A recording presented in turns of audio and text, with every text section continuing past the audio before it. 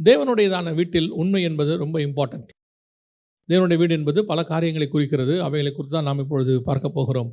குறிப்பாக இந்த இடத்துல கர்த்தர் அந்த 12ஆம் அதிகாரத்தில் ஆரம்பிக்கும் பொழுது முக்கியமாக ஒரு சம்பவத்தை குறித்து தான் ஆரம்பிக்கிறார். எதை குறித்து அப்படின்னு கேட்டால், மோசேயை குறித்து ஒரு தர்க்கம் வருகிறது, அல்லது மோசேயை குறித்து ஒரு கம்ப்ளைண்ட் அல்லது ஒரு காரியத்தை அவர்கள் சொல்லுகிறார்கள். என்ன சொல்கிறாங்க அப்படின்னு கேட்டால், எத்தியோப்பிய தேசத்து ஸ்திரீயை மோசே விவாகம் பண்ணியிருந்தபடியால் மிரியாமும் ஆரோனும் அவனை குறித்து என்ன செய்கிறாங்க, அவனை குறித்து அப்படி பேசினார்கள் என்று சொல்லி நாம் பார்க்கிறோம். இது மோசேயுடைய பர்சனல் லைஃபை குறித்து அவர்கள் பேசுகிறார்கள். பொதுவாக நாம் போன செய்தியிலே நாம் சொல்லியிருப்போம், உங்களுக்கு ஞாபகம் இருக்கும்னு நினைக்கிறேன். யாரை பற்றினதான பர்சனல் லைஃபை குறித்தும் பேச வேண்டிய அவசியம் நமக்கு இல்லை. யாரை குறித்தும் பேச வேண்டிய அவசியம் நமக்கு இல்லை.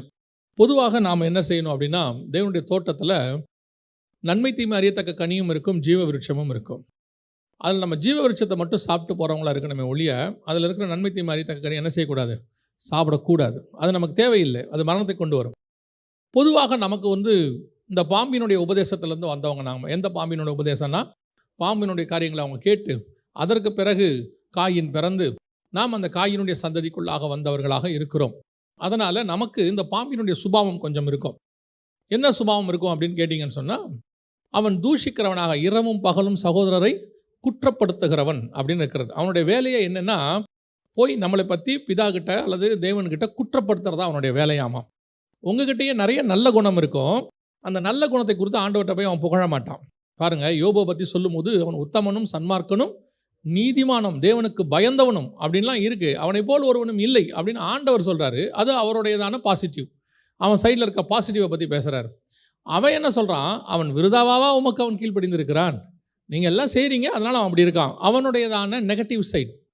இப்போது நம்மக்கிட்ட இருக்கிற வெறும் நல்ல குணத்தை பார்த்து போகிறது. நான் எப்போவுமே ஒரு விஷயத்தை சொல்லுவேன், எனக்கு வேண்டப்பட்டவங்ககிட்ட தெரிஞ்சவங்ககிட்ட சொல்லுவேன். நான் கற்றுக்கிட்டதை சொல்கிறேன். நான் அப்படி பயங்கரமான ஆள் அப்படின்லாம் சொல்லலை, கற்றுக்கிட்டதை சொல்வேன். நான் புரிஞ்சுக்கிட்டத ஒரு விஷயம், தேவனை பற்றி அறிகிற அறிவில் நான் புரிஞ்சுக்கிட்ட ஒரு விஷயம் என்னென்னா, நாம் யாரை பற்றியுமே நல்ல விஷயத்தை மட்டும் பேசணும், நல்ல விஷயத்தை மட்டும்தான் பேசணும். ஏன்னா தேவன் வெறும் நல்ல விஷயத்தை மட்டும் பேசுகிறவராக இருக்கிறார்.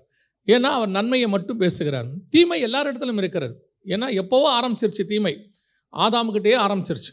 அப்படி இருக்கும் பொழுது ஆதாமை பார்த்து ஆண்டவர் நீ உன்னை சபிச்சேன் அப்படிங்கிற வேர்டெல்லாம் அவர் சொல்லவே மாட்டார். நல்லா கவனிச்சு பாருங்கள். உன் நிமித்தம் பூமி சபிக்கப்பட்டிருக்கும் அப்படின்னு. அப்புறம் ஸ்திரீ இடத்துல கேட்குறாரு, ஏன் அப்படி பண்ண, சர்ப்பம் என்னை வஞ்சித்தது. நேராக சர்ப்பத்துக்கிட்ட போயிட்டார்.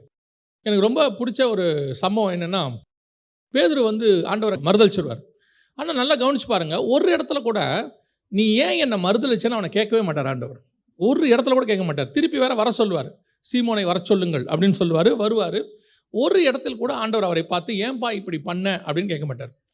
ஒரு தேவனுடைய சுபாவங்களில் ஒன்று என்ன அப்படின்னு கேட்டால், அடுத்தவரை குற்றப்படுத்தாதிருத்தல். அடுத்தவங்களுடைய கெட்ட குணம் இருக்குது, யாருக்கிட்டையும் இங்கே கெட்ட குணம் இல்லாதவங்க உலகத்தில் ஒருத்தரும் கிடையாது. இயேசு கிறிஸ்து ஒருவரை தவிர மிச்ச நல்லவன் ஒருவர் இங்கே கிடையவே கிடையாது. Everybody have the negative part. அதான் என்ன ஒரு தம்பி ஒருத்தர் எனக்கு சொல்லிக் கொடுத்தான். எவ்ரி செயின்ட் ஹேவ் அ பாஸ்ஃபுல் சின் அப்படிம்பா. சின்னராக இருப்பார், எந்த ஒரு புனிதவராக இருந்தாலும் அவர் ஒரு காலத்தில் என்னவா இருந்திருப்பார், கண்டிப்பாக அவருக்குள்ள சில பாவங்கள் இருந்திருக்கும். அதே மாதிரி எந்த ஒரு சின்னரும் எதிர்காலத்தில் என்னவா மாறலாம், செயின்ட்டாக மாறலாம். அதனால் நாம் அந்த நெகட்டிவ் பாயிண்ட், அவர்களை பார்த்தீங்கன்னா நெகட்டிவ் பாயிண்ட் அவங்களை கொடுத்து கூறுறது. டிஜே சங்கல் அழகாக ஒரு வார்த்தை மெசேஜில் சொல்லுவாங்க, நீங்கள் எப்பெல்லாம் கெட்ட காரியங்களை பேசுகிறீர்களோ நீங்கள் அவர்களைப் போல மாறுகிறீர்கள், அந்த கெட்டக்குரிய குணத்தை உங்களுக்கு மாற்றுறீங்க.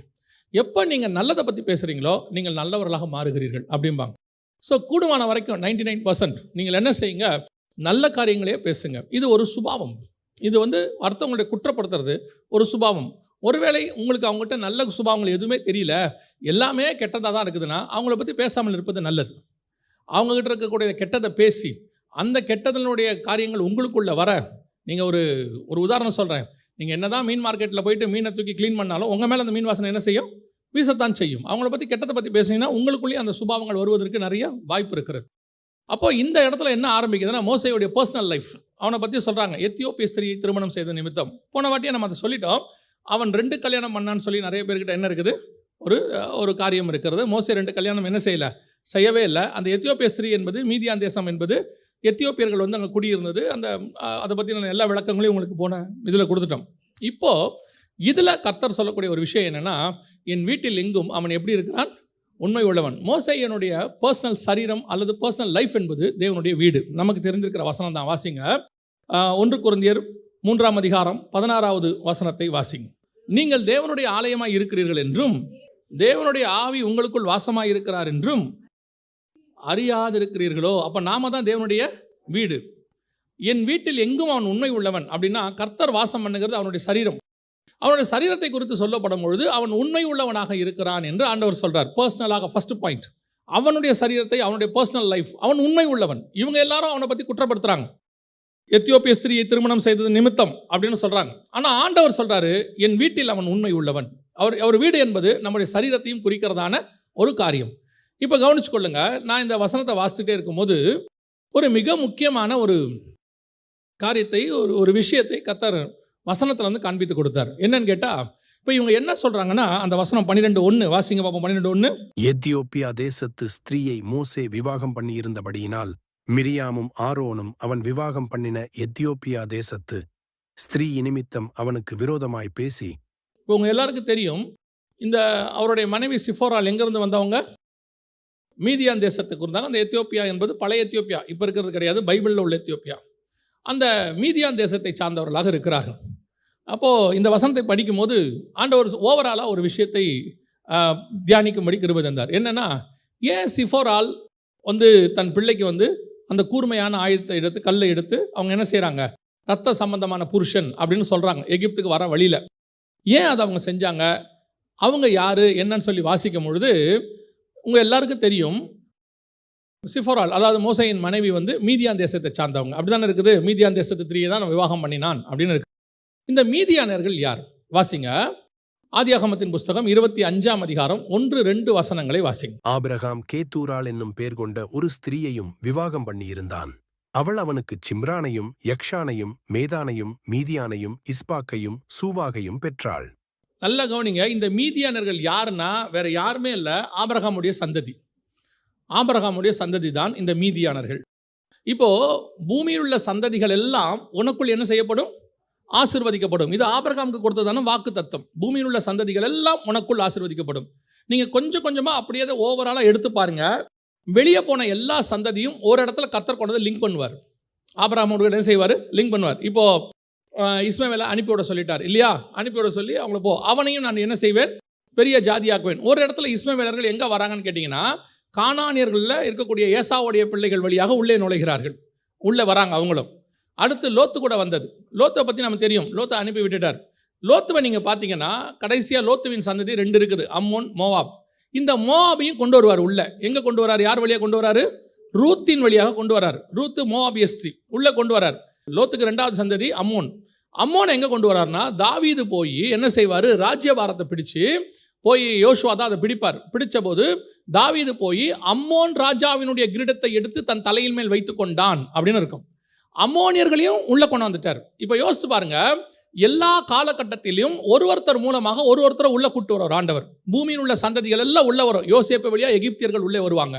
இப்போ லோத்தினுடைய ரூத்தின் வழியா மோவாபியர்கள் உள்ளே வருவாங்க, அம்மோனியர்கள் உள்ளே வருவாங்க. அதே மாதிரி தான் தேவனுடைய திட்டம் எப்படி இருக்குன்னா, எல்லாரையும் அவருடைய கனியாட்சிக்குள் கொண்டு வர வேண்டும். எல்லாரையும் கர்த்தர் நேசிக்கிறார். எல்லாருக்கிட்டையும் கர்த்தருடையதான கிருபை வெளிப்படுகிறது. எல்லோருக்கும் ஒரு வாய்ப்பு கொடுக்கிறார். அப்படி ஒரு வாய்ப்பு தான் மீதியானியர்களுக்கு மோசே வழியாக கொடுக்கப்படுகிறது. மோசே லேவி கோத்திரத்தை சார்ந்தவர். இவர் போய் என்ன பண்றாரு? அங்க இருக்கிற இதை இப்படி பார்க்கணும், அங்க இருக்கக்கூடியதான ஒரு ஸ்திரீ, ஒரு சபையை, புறஜாதி சபையை கொண்டு வரார். உள்ளே வரும்போதும் எந்த சட்டத்திட்டமும் மீறப்படவில்லை. நியாயப்பிரமாணத்தின்படி விருத்த சேதனம் பண்ணக்கூடியதான அந்த பிள்ளை வந்து சேர்ந்து கொண்டால் அதுக்கும் இதுக்கும் ஒரே பிரமாணம் என்று வேதம் சொல்லுகிறது. மிகச்சரியாக கர்த்தர் துல்லியமாக கொண்டு வரார். அந்த எல்லா முறைமையின்படி தான் மோசே செஞ்சிருக்கிறார். அவர் கூட்டிட்டு வரும்போது ஒன்று தேவ திட்டம், மீதியானர்கள் உள்ளே வரணும். இன்னொன்று நியாயப்பிரமாணத்தின்படியும் செய்யப்பட்டிருக்கிறது. இதில் எந்த மீறுதலும் இல்லை. இன்னும் சொல்ல போனால் நியாயப்பிரமாணம் இன்னும் முழுமையாக வரவே இல்லை. ஆபிரகாம் கொடுக்கப்பட்ட ஒரே நியாயப்பிரமாணம் விருத்த சேதனம் செய்வது. அதையும் கரெக்டாக அவர் செஞ்சுட்டார். இப்போ எந்த விதத்தில் நீங்கள் பார்த்தீங்கன்னாலும் மோசே நியாயப்பிரமாணத்தையோ அல்லது மனசாட்சி பிரமாணத்தையோ எதையுமே அவர் தாண்டலை. பர்ஃபெக்டாக தான் இருக்கிறார். இது எதுவுமே இவங்க 2 பேருக்கு தெரியாது. இந்த தேவ திட்டம் இவங்களுக்கு தெரியாது. இதுக்கு பின்னாடி இருக்கிற காட்ஸ் பிளான் தெரியாது. ஏன் மீதியானர்கள் உள்ளே வராங்கன்னு தெரியாது. இப்போ நாம் பல நேரத்தில் காடோடைய திட்டத்தை தெரியாமல் தான் ஒருத்தரை பற்றி பேசிக்கிட்டு இருக்கோம். ஏன் காட் அவங்கள அப்படி நடத்துகிறாரு அதுக்கு போனதுக்கான காரணம் என்ன? இப்போது ஆண்டவர் வந்துட்டு தாவீதை வந்து அனுப்பி விடுறார். அனுப்பி விடும் போது சீமேயி அதை எப்படி பார்க்குறான்னா, சவுலுக்கு இவன் செஞ்சதுக்காக தான் என்ன செய்யுது, இப்படி நடக்குது அப்படின்னு பார்க்குறாரு. ஆனால் இது எதுக்கு நடக்குது? அப்சலோம் விஷயத்துக்கு நடக்குது. ஆண்டவர் அந்த காரியத்தை நீதிக்கு சரி கட்டுகிறார். திருப்பி தாவீது கொண்டு வர்றார். ஆண்டவரே திருப்பி சரி பண்ணி கொண்டாடுறார். இப்போ பல நேரத்தில் நம்ம சீமேய்களை போல தான் இருக்கிறோம். எதனால் இது நடக்குது? அதுக்கு பின்னாடி இருக்கிற காட்ஸ் பிளான் நமக்கு தெரியாது. ஒரு மனுஷன் தாழ்ந்து போனால் உடனடியாக அவனை தாழ்த்துவது, ஒன்று கீழே தள்ளினா கூட சேர்ந்து இவங்கள தூக்குனா உடனே இப்படி, இது தேவையில்லாத விஷயம். ஏன் தெரியுமா? ஒவ்வொருத்தனுக்கு பின்னாடியும் தேவ திட்டம் இருக்கிறது. உங்களுக்கும் எனக்கும் தான் ஒருத்தன் தப்பு பண்ணிட்டானா அவனுக்கு தண்டனை கொடுக்கணும். தேவனுடைய திட்டம் எப்படி இருக்கும் தெரியுமா? பவுலுடைய இருதயம் மாதிரி இருக்கணும். ஒருத்தன் தப்பு பண்ணா என்ன சொல்றார் பவுலு? நரகத்துக்கு அவன் ஆத்மாவை தப்பிக்கும்படி சாத்தான் இடத்துல ஒப்பு கொடுக்கிறேன். அப்படின்னா என்ன அர்த்தம்? சாத்தான் என்ன செய்வான்? சரீரத்தை ஒரு வழி பண்ணி விட்டுருவான். தலையிலேருந்து கால் வரைக்கும் பரு வந்துடும். அப்படி மொத்தத்தையும் ஒழிச்சிருவான். எது போனாலும் பரவாயில்ல, அவன் ஆத்மா தப்புவிக்கப்படணும்னு பவுல் விரும்புகிறார். இதுதான் தேவனுடைய அன்பு. சில நேரத்தில் கர்த்தர் ஏன் சிக்ஷைக்குள்ள நடத்துகிறார் தெரியுமா? நம்மகிட்ட இருக்கிற காரியங்களை எல்லாத்தையும் ரிமூவ் பண்ணி எப்படியாவது நம்ம ஆத்மாவை பரலோகத்துக்கு கூட்டிகிட்டு போகணும். இதைத்தான் மற்றவர்களுக்கும் செய்கிறார். இப்போ நமக்கு எப்படி இருக்குது தெரியுமா? மற்றவங்களுக்கு அந்த காரியத்தை கர்த்தர் செய்யும் பொழுது நமக்கு எப்படி தோணுது? கர்த்தர் தண்டிக்கிறார், கர்த்தர் நொறுக்கிறார், கர்த்தர் அழிக்கிறார். இல்லவே இல்லை. கர்த்தருடைய மனநிலை புதிய ஏற்பாட்டை பொறுத்த வரைக்கும் அப்படி இல்லையே இல்லை. எந்த கடைசி நிமிஷத்தில் சிலுவையில் தொங்குற கல்லனை கூட காப்பாற்ற வேண்டும் என்று தான் கர்த்தர் விரும்புகிறார். கர்த்தர் ஒரு நாளும் ஒருத்தனை அழிச்சு போட்டணும்னு கர்த்தர் விரும்புறதே கிடையாது. அதனால தான் உங்கள் வாயை திறந்து ஒரு நாளும் யாரை குறித்தும் தேவ திட்டம் தெரியாமல் பேசிடாதீங்க. அது உங்கள் கூட பிறந்த அக்காவாக இருக்கலாம், தங்கச்சியாக இருக்கலாம், அண்ணனாக இருக்கலாம், தம்பியாக இருக்கலாம், சொந்தக்காரனாக இருக்கலாம், நண்பர்களாக இருக்கலாம், அல்லது மூணாவது மனுஷனாக இருக்கலாம், ஊழியக்காரனாக இருக்கலாம், விசுவாசியாக இருக்கலாம். நம்முடைய வேலை அது அல்ல. நம்முடைய வேலை ஒன்று, உங்களுக்கு அப்படிப்பட்ட காரியங்கள் தெரிய வந்தால் தேவனுடைய மனதுக்கு நீங்கள் வரணும். தேவனுடைய இருதயம் உங்களுக்கு வரணும். அந்த இருதயம் எப்படி இருக்கும் தெரியுமா? ஆண்டவரே, உமக்கென்று ஒரு நாள் பயன்படுத்தப்பட்ட மனுஷன், உம்முடைய சாயலாய் படைக்கப்பட்ட மனுஷன், இவன் காப்பாற்றப்பட வேண்டும் என்கிற எண்ணம் தான் உங்களுக்கு வரணும். அதுதான் குமாரனின் சாயலுக்கு ஒப்பாய் மாறுவது. நீங்கள் கிறிஸ்துவின் சாயலுக்கு ஒப்பா மாறுறீங்கன்னா அப்படிப்பட்டவனை நீங்கள் காப்பாற்ற நினைப்பீர்கள். காப்பாற்றினா என்ன? அவன் ஆத்மாவை தப்புவிக்க நினைப்பீர்கள். அதே நேரத்தில் பிசாசின் சுபாவம் உங்களுக்கு வருமானால் மேலும் குற்றப்படுத்தி அவனை அழிக்க நினைப்பீர்கள் அல்லது ஒழிக்க நினைப்பீர்கள். உங்களுக்கும் எனக்கும் அந்த வேலையை கர்த்தர் கொடுக்கவே இல்லை. அதான் வேதம் சொல்லுது, அவன் என் வீட்டில் எங்கும் உண்மை உள்ளவன். ஏன்பா? இவங்க பார்வைக்கு அது எத்தியோப்பிய தேசத்து ஸ்திரீ, இவங்க பார்வைக்கு அது புறஜாதி, இவங்க பார்வைக்கு இவன் கொண்டாந்த நியாயப்பிரமாணத்தை நம்மகிட்ட பேசுறான். கர்த்தர் பேசுறாருன்றான். இவன் கர்த்தர் பேசியிருந்தா இந்த பொண்ணை கல்யாணம் பண்ணியிருப்பானா? கர்த்தர் இவனை கல்யாணம் பண்ண விட்டுருப்பாரா? சில நேரங்களிலே கர்த்தர் மீதியான் தேசத்து ஸ்திரீயை திருமணம் செய்ய சொல்லுவார். மற்றவங்களுக்கு அவர் பார்வைகளுக்கு அது தப்பாக இருக்கும். ஆனால் கர்த்தர் சொல்லுவார், அவன் என் வீட்டில் எங்கும் உண்மை உள்ளவன். பல நேரங்களிலே நமக்கு தெரியாது தேவ திட்டம் என்னன்னு நமக்கு தெரியாது. நம்ம ஏன் அதை பற்றி பேசுவானே, நம்ம ஏன் அதை பற்றி சொல்லுவானே? ஒருவேளை சில நேரத்தில் நமக்கு மனசுக்கு ஒத்து போகாது. ஆனால் தேவ திட்டம் அப்படி இருக்கும் பொழுது நாம் அதை குறித்து பேசாமல் இருப்பது நல்லது. ஏன் அப்படி நடந்துச்சு நம்ம பேசாமல் இருப்பது நல்லது? அதுக்கு பின்னால் ஏதோ ஒன்று இருக்கும். அதில் ஏதோ கர்த்தர் சரி பண்ணுவார். ஒருவேளை அவர்கள் தவறாகவே பண்ணி இருந்தாலும் அதை சரி பண்ணி மீண்டும் கொண்டு வர வேண்டும் என்பதுதான் தேவ திட்டமாக இருக்குமே ஒழிய அவங்க இனிமேட்டு பாளையத்துக்குள்ள வரவே கூடாது, அறுப்புண்டு சாவட்டும்னு ஒரு நாளும் கர்த்தர் நினைக்கவே மாட்டார். எப்பேற்பட்டவனையும் திருப்பி கொண்டு வர வேண்டும் என்பது தேவனுடைய திட்டம். விசுவாசிகளுக்கு ஒரு நாளும் அந்த அடுத்தவங்களை குறித்ததான ஒழிந்து போகணும் அப்படிங்கிற எண்ணம் வரவே கூடாது. தேவனுடைய மனநிலை என்னவா இருக்கணும் தெரியுமா? எப்படி ஆகிலும் அவர்கள் திருப்பி வந்துடணும், எந்த சூழ்நிலையிலும் வந்துடணும் அப்படின்னு தான் யோசிக்கணும். இப்போ எத்தியோப்பிய ஸ்திரீவை திருமணம் பண்ண உடனே இவங்க பண்ண எல்லா காரியத்தினுடைய முடிவு என்னவா இருந்துச்சுன்னா இவங்க மேலே தான் குற்றம் சுமற்றப்பட்டது. கடைசியாக என்ன ஆச்சுன்னா அவனை குறித்து பேசுவதுக்கு உங்களுக்கு எப்படி தைரியம் வந்துச்சுன்னு ஆண்டவர் கேட்குறாரு. அப்போ என்ன ஆண்டவரே, எத்தியோப்பிய ஸ்திரீயை திருமணம் பண்ணுறது நீங்கள் வந்து அக்செப்ட் பண்ணிக்கிறீங்களா அப்படின்னா இவ்வளோ பிளானை உங்களுக்கு எக்ஸ்பிளைன் பண்ணணும்னு அவசியமே இல்லை கர்த்தருக்கு. கர்த்தர் வந்து உங்ககிட்ட இல்லை, அவன் மீதியான் தேசம், மீதியானுங்கிறது ஆபிரகாமுடைய வம்சம், ஆபிரகாமுடைய வம்சத்தை நான் திருப்பி கொண்டு வரணும், நான் அவனுக்கு வாக்கு பண்ணியிருக்கிறேன், அந்த வம்சத்தை வாக்கு பண்ணுறதுக்கு தான் நான் இவனை மீதியானுக்கு அனுப்பினேன். இதெல்லாம் ஆண்டவர் நம்மகிட்ட சொல்ல வேண்டிய அவசியம் இல்லை. அவர் சர்வ வல்லமை உள்ள தேவன். அவருடைய திட்டத்தை நீங்கள் அறிஞ்சிக்க வேண்டிய அவசியம் இல்லை. உங்களுடைய திட்டம் அவர் என்ன வச்சிருக்காருன்னு அதை மட்டும் தெரிஞ்சுக்கிட்டீங்கன்னா போதும். அவனுக்கு ஏதோ ஒன்று இருந்துட்டு போகுது, அது அவனுக்கும் தேவனுக்கும் உள்ளது. ஏன் அவன் அப்படி பண்ணான், ஏன் இவன் இப்படி பண்ணான், ஏன் இந்த மாதிரி போனான், முழுவதும் கர்த்தருடைய கரத்தில் இருக்கிறது. நீங்களும் நானும் அதில் தலையிட வேண்டிய அவசியம் இல்லை. சபைக்கு சில சட்டத்திட்டங்கள் இருக்குது, கர்த்தர் கொடுத்துருக்கிறார், அதை நம்ம சபையில் ஃபாலோ பண்ணுறோம். இப்போ பார்த்தீங்கன்னா தாமஸ் ஆல்வா எடிசன் என்ன பண்ணிட்டு இருந்தாராம், லேபில் வந்து ஏதோ கண்டுபிடிச்சிக்கிட்டே இருந்தார். திடீர்னு எதையோ கலக்கும் போது லேப் வெடிச்சிருச்சு. லேபை வெடிச்சு துக்குள் ஆயிடுச்சு. அப்புறம் மறுநாள் ஒரு வாரம் கழிச்சு எல்லாத்தையும் ரெடி பண்ணி போய் பார்த்தா தாமஸ் ஆல்வா எடிசன் வந்து குதிக்கிறாராம், ஏன்னு கத்துறாரு. உடனே அவரோட அசிஸ்டன்ஸ்லாம் வந்து, என்ன லேப் வெடிச்சு இவ்வளோ நஷ்டம் ஆயிருக்கு, இப்படி சிரிக்கிறீங்க, சந்தோஷப்படுறீங்கன்னொன்னே, இல்லை இது வெடிச்சதில் ஒரு நன்மை நடந்துச்சு, இங்கே பாருங்க இந்த புது காம்பினேஷன் ஒன்று கண்டுபிடிச்சிருக்கு, இதை நம்ம பேட்டன் ரைட்ஸ் வாங்கிடலாம், இது ஒரு புது கண்டுபிடிப்பு அப்படின்னு. இப்போ நீங்கள் அத்தனை பேரும் லேபை வெடிக்க முடியுமா? இப்போ எப்படி இருக்கும்? தாமஸ் ஆல்வா எடிசன் லேபை வெடிச்சதுனால புது கண்டுபிடிப்பு வந்துச்சு, நம்ம எல்லாரும் லேபை வெடிக்கலான்னு ஒத்துப்போமா? அது ஏதோ ஒன்று 1000 லட்சத்தில் ஒன்று நடக்கும், அது காடோடையதான பிளானாக இருக்கும். அதனால் அதையெல்லாம் நம்ம என்ன செய்ய முடியாது, முழு ஃபார்முலாவை எடுத்துக்கவே முடியாது. அதே நேரத்தில் அப்படி ஒன்று நடந்தால் நீங்கள் அதை குறித்து பேசாதிருங்கள், அது நமக்கு தேவையும் இல்லை. ஏன்னா கர்த்தருடைய திட்டம் ஒருத்த மேலே ஒன்று இருக்குன்னா நாம் அதில் தலையிட்டு நாம் வாங்கி கட்டிக்கூடாது. நீங்கள் கடைசியில் வாங்கி கட்டிக்கிட்டது யார் தான் வாங்கி கட்டிக்கிட்டா? அவங்க தான் வாங்கி கட்டிட்டாங்க. முதலாவதாக அந்த 12ஆம் அதிகாரம் 7ஆம் வசனம் சொல்லுது, மோசே என் வீட்டில் எங்கும் உண்மை உள்ளவன், அவன் தேவன் தங்குற தன்னுடைய ஆலயத்தில், இந்த சரீரத்தில் அவன் எப்படிப்பட்டவனாக இருந்தான்? உண்மை உள்ளவனாக இருந்தான். இப்போ யோசித்து பாருங்க, அவன் சரீரத்தில் உண்மை உள்ளவனாக இருந்ததுனால தான் கர்த்தர் அவனுக்காக வந்து சாட்சி கொடுக்கிறார். நமக்காக யார் சாட்சி கொடுக்குறாங்கன்றது ரொம்ப இம்பார்ட்டண்ட். மனுஷனுடைய சாட்சியை நம்ம எப்போவுமே விரும்புகிறோம் இல்லையா? அது இருக்குது, ஒரு ஃபேக்ட். எப்படின்னு கேட்டால், மற்றவங்க சொல்லும்போது நம்ம இருதயத்தில் என்ன வருது? ஒரு சந்தோஷம் வருது, அப்பாடா ஒரு 4 பேர் நல்லது சொன்னாங்க. ஆனால் என்ன பிரச்சனைனா, இதே மனுஷர்கள் நாளைக்கு உங்களுக்கு விரோதமாய் பேசுவதற்கும் வாய்ப்பு இருக்கிறது. அது உங்களை துக்கத்தை படுத்தும். எனக்கு ரொம்ப ஆச்சரியமாக ஒரு விஷயம் ஒன்று பட்டுச்சு வேதத்தில். அவர் பேசுனதை பார்த்து அவர் ஆச்சரியப்பட்டார்கள்னு இருக்கும். அதுக்கு பிறகு இவர் என்ன பண்ணுறாரு, நாகமானை குறித்தும் அப்புறம் வந்துட்டு சாரிபாத் விதவையை குறித்தும் பேசுகிறார். உங்களை விட்டு புறஜாதியார் ஆண்டவர் அதிகம் நேசிக்கிறாரு அப்படின்னு சொல்லி அவர் என்ன செய்கிறாரு, நாகமானை குறித்தும் அப்புறம் வந்துட்டு சாரிபாத் விதவையின் குறித்தும் பேசுகிறார். அதே ஆள் அவரை அந்த இடத்துல வசனம் சொல்லும், தம்மை விசுவாசித்தவர்களை நோக்கி அப்படின்னு இருக்கும். அது வரைக்கும் இவர் வார்த்தையை அவன்லாம் அப்படியே பயங்கரமாக கேட்குறான், பயங்கரமாக புகழ்கிறான். எல்லாரும் அவருக்கு நற்சாட்சி கொடுத்து அவருடைய வாயிலிருந்து புறப்பட்ட கிருபையுள்ள வார்த்தைகளை குறித்து ஆச்சரியப்பட்டு, இவன் யோசேப்பின் குமாரன் அல்லவா என்றார்கள். சரி, இப்போ என்ன சொல்கிறான்? அத்தனை பேர் புகழ்கிறான், வாயிலிருந்து கிருபை உள்ள வார்த்தை.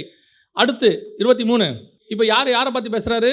புகழ்ந்தவங்களை பார்த்து பேசுகிறாரு. இப்போ வாசிங்க 29. எழுந்திருந்து அவரை ஊருக்கு புறம்பே தள்ளி தங்கள் ஊர் கட்டப்பட்டிருந்த செங்குத்தான மலையின் சிகரத்திலிருந்து அவரை தலைகீழாய் தள்ளிவிடும்படிக்கு அவ்விடத்திற்கு கொண்டு போனார்கள். இவங்க யாரு? இப்போதான் புகழ்ந்தான், இப்போதான் சொன்னான். என்ன மாதிரி வார்த்தை, என்னமா பேசுகிறாரு, கிருபை பொருந்தின வார்த்தைகளை பேசுகிறார். அவர் அவரை நோக்கி இப்போ சத்தியம் பேச ஆரம்பிக்கிறார்.